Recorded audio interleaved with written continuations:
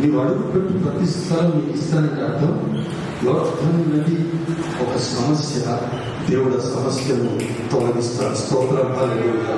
నువ్వేదైనా ఇంట్లో అడుగు పెడితే అక్కడ అనారోగ్యం, దేవుడు స్వస్థతలు ఇస్తాడు. అక్కడ దేవుడు శాంతిని అనుగ్రహిస్తాడు. దేవుడు స్తోత్రం. నువ్వు అడుగు పెట్టిన ప్రతి స్థలం నీకు ఇస్తాను అని చేసే వాగ్దానం ఏంటంటే, నువ్వు అడుగు పెట్టిన ప్రతి స్థలం అది దేవుడిది అవుతుంది. హల్లెలూయా.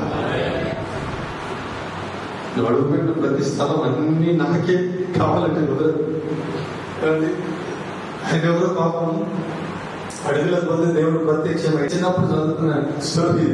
అడుగులకు పోతే దేవుడు ప్రత్యక్షమైతే వినండి జాగ్రత్తగా. ఆవిడ కోరిక ఏం కోరుకుంటామంటే ముట్టిదలా బంగారం కావాలని కోరుకున్నాడు. ఆయన ముట్టిదలా బంగారం అయిపోవాలని కోరుకున్నాడు. సరే పో ఇచ్చేసినా అని వెళ్ళాడు. మొత్తం ఏది ముట్టుకున్నా బంగారం అయిపోతుంది. సంతోషాన్ని